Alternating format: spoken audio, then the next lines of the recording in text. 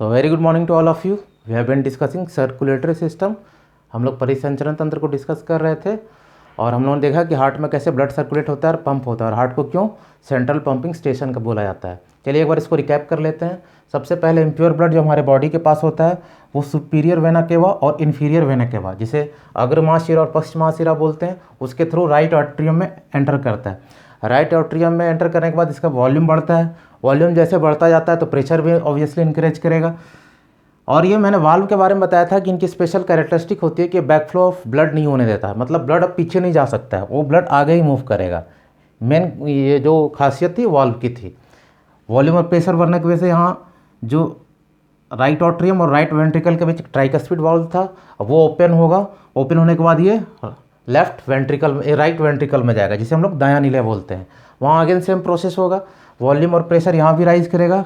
Since जो ये valve है ट्राइकस्पिड वाल्व, उनके स्पेशल कैरेक्टरिस्टिक है बैकफ्लो ऑफ ब्लड नहीं होने देगा, तो यहाँ से वॉल्यूम और प्रेशर इंक्रीज होने के साथ साथ ये जो हमारा पल्मोनरी आर्टरी में और सिस्टमिक आर्टरी में जो वाल्व के बीच में एक जो स्ट्रक्चर बना हुआ है उसे हम लोग सेमिलुनर वाल्व बोल रहे थे।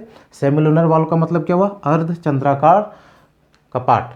यहाँ ये ओपन हो जाएगा, किस वजह से? वॉल्यूम ऑफ प्रेशर इंक्रीज करेगा। फिर ये हमारा पल्मोनरी आर्टरी में एंटर करेगा, जो प्योरली ये जो जितना भी ब्लड जा रहा है सारे इम्प्योर ब्लड हैं। पल्मोनरी आर्टरी इम्प्योर ब्लड को प्योर करने के लिए लंग्स के पास भेजेगा। ये हमारा लंग्स का पार्ट है। इसके बाद लंग्स में ब्लड एटमॉस्फेरिक एयर से ऑक्सीजन से प्योरीफाई होगा। प्योरीफाई होने के बाद ब्लड हमारा पल्मोनरी वेन, चार यहाँ देख रहे हो स्ट्रक्चर, ये चारों पल्मोनरी वेन है, वहाँ से वो लेफ्ट ऑट्रियम में इंटर करेगा, जिसे हम लोग बायां आलिंद बोलते हैं। वहाँ ही प्रेशर एंड वॉल्यूम इंक्रीज करेगा। प्रेशर और वॉल्यूम इंक्रीज करने की वजह से ये बाइकस्पिड वाल्व, यहाँ ट्राइकस्पिड वाल्व था, लेफ्ट ऑरिकल और लेफ्ट वेंट्रिकल, बायां आलिंद और दायां आलिंद को जो सेपरेट करता है, बायां आलिंद और बायां नीले को जो सेपरेट करता है उसे हम लोग बाइकस्पिड वाल्व बोलते हैं, जिसे हिंदी में द्विदली कपाट बोलते हैं। ब्लड हमारा यहाँ आगे ना आ जाएगा, यहाँ ही वॉल्यूम और प्रेशर इंक्रीज करेगा। इंक्रीज करने के साथ ये जो सिस्टमिक आर्टरी, जिसे दाहिक धमनी बोलते हैं, उसमें जो सेमिलुनर वाल्व है वो ओपन होगा। वहाँ से ओपन होने के बाद हमारा प्योर ब्लड, यहाँ से जो भी ब्लड आ रहा था प्योर हो गया। प्योर होने के बाद पूरे बॉडी में ये सिस्टमिक आर्टरी उसको कंडक्ट करता है, यानी सर्कुलेट करता है। ये हमारा basic conduction of blood and circulation of blood in heart हो गया था।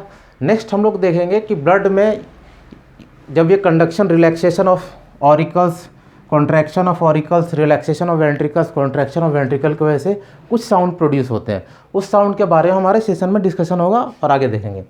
पहला साउंड जो प्रोड्यूस होता है उसे हम लोग लब बोलते हैं। First heart sound, first heart sound हमारा लब है, LUBB। ये कैसे प्रोड्यूस होता है? जैसे हमारे बॉडी से impure blood superior vena cava और इन्फीरियर वेना केवा के थ्रू लेफ्ट राइट ऑट्रियम में एंटर करता है। साथ ही साथ इसी समय पल्मोनरी वेन के थ्रू लेफ्ट ऑरिकल में प्योर ब्लड एंटर कर रहा होगा।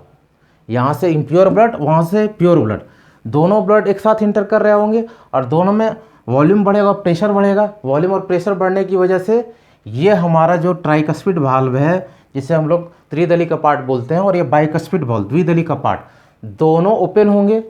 साथ में साथ ये कॉन्ट्रैक्ट होगा, कौन? हमारा ऑट्रियम। इनके कॉन्ट्रैक्शन जिसे संकुचन बोलते हैं, और द्विदली कपाट और त्रिदली कपाट के खुलने से जो साउंड प्रोड्यूस होगा उसे हम लोग लब बोलते हैं। कौन सा साउंड है ये? लब। कैसे प्रोड्यूस होता है? ओपनिंग ऑफ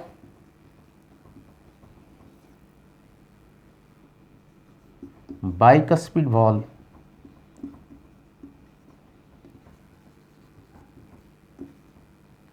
अगर वहां से नहीं दिख रहा होगा मैं इसे और इधर लिख दे रहा हूं।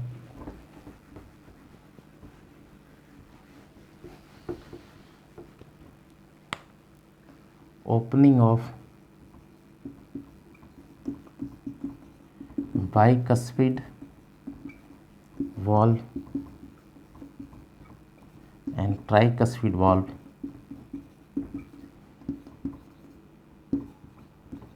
and at the same time contraction of auricles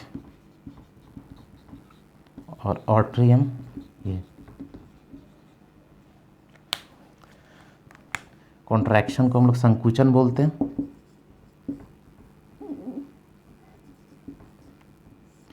इसके थ्रू हमारा लब साउंड प्रोड्यूस होता है, contraction of ventricles and opening of bicuspid and tricuspid valve. Next sound हमारे हार्ट में जो प्रोड्यूस होगा वो उस साउंड को हम लोग, इसका टाइम इंटरवल क्या होगा, पहले इसका टाइम इंटरवल हम लोग नोट कर लेते हैं, 0.5 सेकेंड। हर 0.5 सेकेंड के बाद ये साउंड प्रोड्यूस होता है, लब साउंड। नेक्स्ट हमारा है डब, इसे आप देख लें।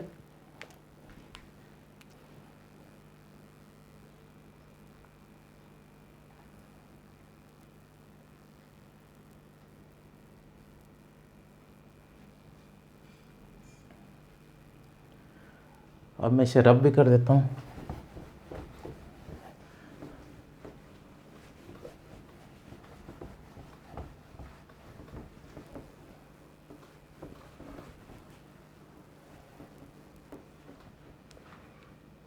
फर्स्ट साउंड इज लब, second is dub.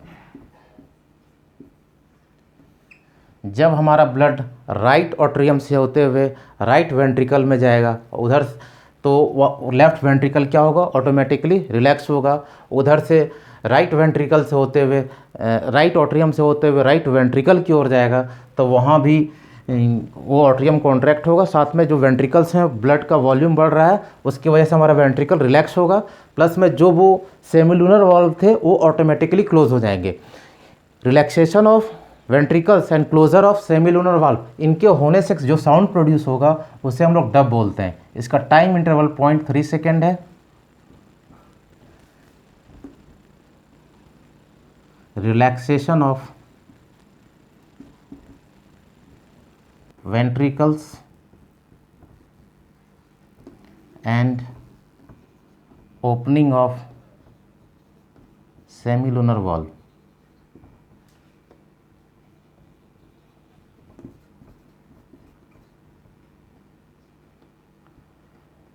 Sound is produced.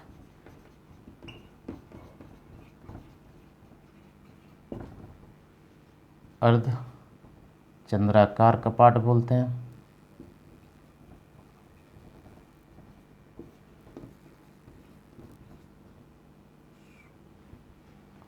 ठीक है, ये दो साउंड हो गए हमारे। किसकी वजह से हो रहा है, ये एग्जाम्स पे जनरली पूछे जाते हैं ये क्वेश्चन। ये जो लब और डब साउंड है, लगभग बीपीएससी हो, चाहे बिहार रिलेटेड कोई भी एग्ज़ाम हो, जेपीएससी हो या झारखंड रिलेटेड कोई भी एग्ज़ाम हो, इनफैक्ट एसएससी लेवल, किसी भी लेवल के एग्ज़ाम में ये दो साउंड मैंने कई एक बार देखा है, पूछा गया है। लब साउंड कब प्रोड्यूस होता है, डब साउंड कब प्रोड्यूस होता है। नेक्स्ट हम लोग देखते हैं कि pressure in our blood pressure.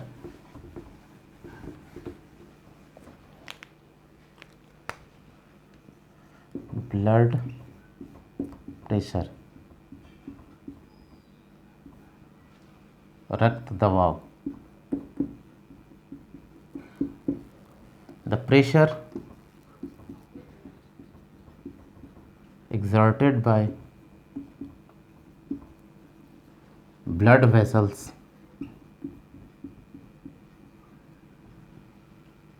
blood on the walls of blood vessels is known as blood pressure.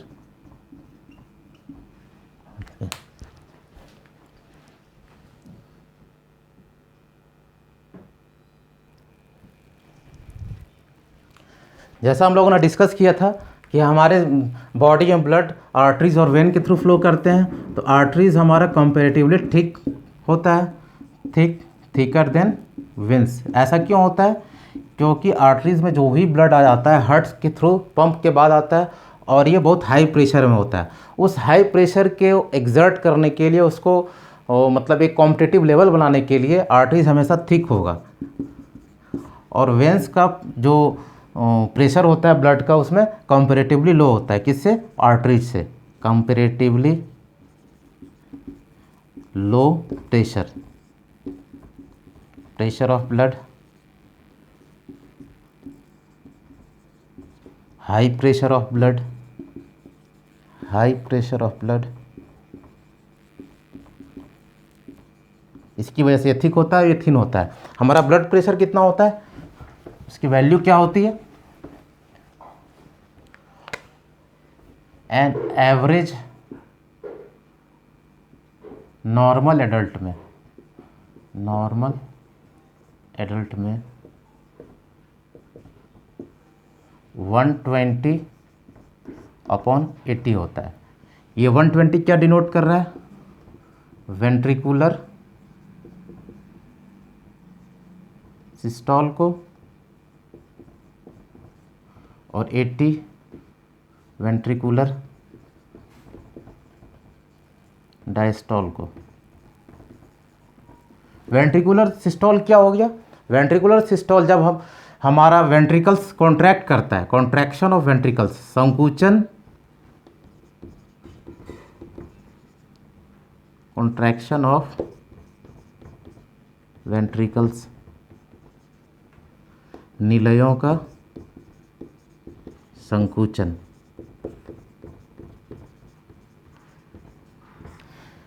दोनों निलयों का, लेफ्ट एंड राइट दोनों वेंट्रिकल्स है। कब ये संकुचित करता है, जब हमारा राइट ऑट्रियम से राइट वेंट्रिकल की ओर जाता है, राइट वेंट्रिकल में प्रेशर हाई हो जाता है तो सेमिलुनर वाल्व ओपन होता है। जब ये ब्लड ऊपर की ओर जाता है तो ये कॉन्ट्रैक्ट करता है, ठीक है, उसे हम कॉन्ट्रैक्शन ऑफ वेंट्रिकल्स बोलेंगे। सेम प्रोसेस राइट वेंट्रिकल्स के लिए भी है, जब वो सिस्टमिक आर्टरी से होते हुए जाता है, ये पल्मोनरी आर्टरी की ओर से होते हुए जाएगा, तब कॉन्ट्रैक्शन होगा। इसी कॉन्ट्रैक्शन को हम लोग बोलते हैं निलयों का संकुचन। और 80 क्या है, वेंट्रिकल डायस्टोल, ये रिलैक्सेशन ऑफ वेंट्रिकल्स है, रिलैक्सेशन ऑफ वेंट्रिकल्स। रिलैक्स कब वेंट्रिकल करता है, जब ऑट्रियम से वेंट्रिकल में ब्लड आ जाता है, तब हमारा ये जो वेंट्रिकल्स है वो फैल जाएंगे और रिलैक्स करेंगे, ये इसीलिए रिलैक्सेशन ऑफ वेंट्रिकल्स होता है। इन दोनों का मेजरमेंट इस डेटा के आधार पर किया गया, इससे एवरेज प्रेशर मेजर किया जाता है 120/80। This is called blood pressure of normal human. अगर एक हेल्दी ह्यूमन हो तो उसका ब्लड प्रेशर 120/80 में लाइक करेगा। नेक्स्ट है हमारा इलेक्ट्रोकार्डियोग्राफ।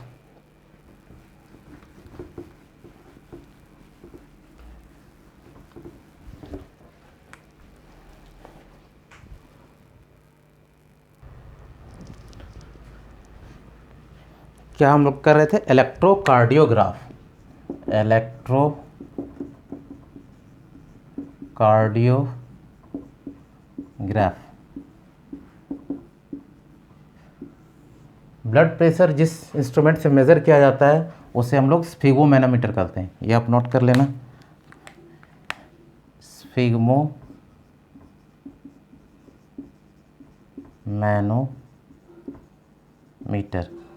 ये ब्लड प्रेशर को मेज़र करने का इंस्ट्रूमेंट है। क्लियर है, एग्जाम में पूछा गया कई एक बार, इसलिए मैं इसे बता दे रहा हूँ, स्फिगोमैनोमीटर। हाँ, इलेक्ट्रोकार्डियोग्राफ ये क्या होता है, it is an instrument,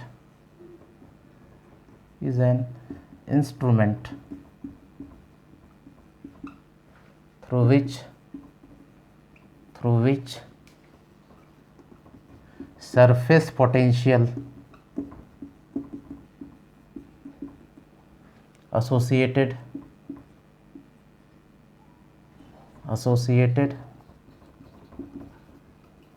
with the electrical activity of heart. हम लोगों ने प्रीवियस सेशन में ऑलरेडी डिस्कस किया था कि heart is myogenic in nature. Heart myogenic in nature होता है, जो अपना इम्पल्स, अपना पोटेंशियल खुद जनरेट करता है, अनलाइक अदर बॉडी ऑर्गन। जैसे हमारे जितने बॉडी ऑर्गन से सारे ब्रेन के द्वारा कंट्रोल किए जा रहे थे और उनका इलेक्ट्रिक पोटेंशियल ब्रेन में ही जनरेट हो रहा था, तो हमारा हार्ट का अपना ये इम्पल्स खुद जनरेट करता है। और इसी को मेज़र करने के लिए जिस इंस्ट्रूमेंट का नाम है उसे हम लोग इलेक्ट्रोकार्डियोग्राफ बोलते हैं। ये इलेक्ट्रोकार्डियोग्राफ जो मेज़रमेंट करता है उसमें मेन फिनोमेना क्या होता है, ग्राफ की तरह आता है, मैं इसे ड्रॉ कर दे रहा हूँ।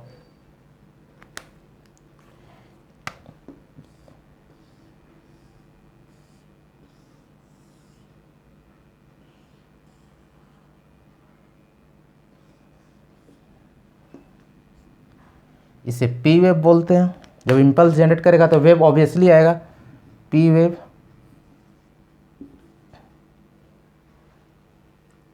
क्यू आर एस और ये T wave. P wave, Q R S complex बोलते हैं इसे, इसे से लिखता हूँ, क्यू आर एस कॉम्प्लेक्स।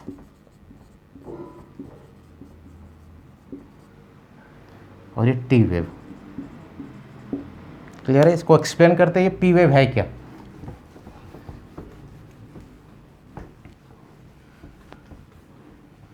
जब ब्लड, इम्प्योर ब्लड हमारा और प्योर ब्लड पल्मोनरी वेंस में इंटर करता है, पल्मोनरी वेंस के थ्रू लेफ्ट ऑट्रियम में इंटर करता है और पल्मोनरी आर्टरी के थ्रू राइट ऑट्रियम में इंटर करता है, तो जो डीपोलराइजेशन ऑफ ऑट्रियम है, डीपोलराइजेशन ऑफ ऑट्रियम,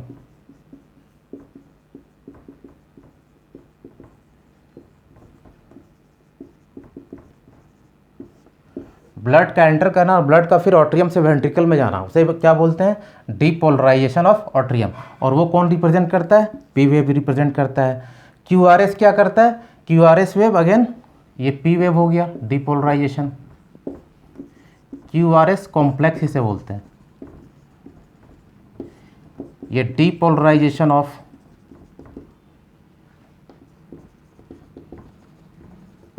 वेंट्रिकल से। ब्लड हमारे वेंट्रिकल्स में एंटर करता है, एक सिस्टमिक आर्टरी में जाता है, एक पल्मोनरी आर्टरी में जाता है, और उससे क्या होता है, डीपोलराइजेशन ऑफ वेंट्रिकल्स होता है, जो जिसे हम लोग क्यू आर एस कॉम्प्लेक्स बोलते हैं। टी वेव क्या रिप्रेजेंट करता है, रीपोलराइजेशन ऑफ आर्टरी, रीपोलराइजेशन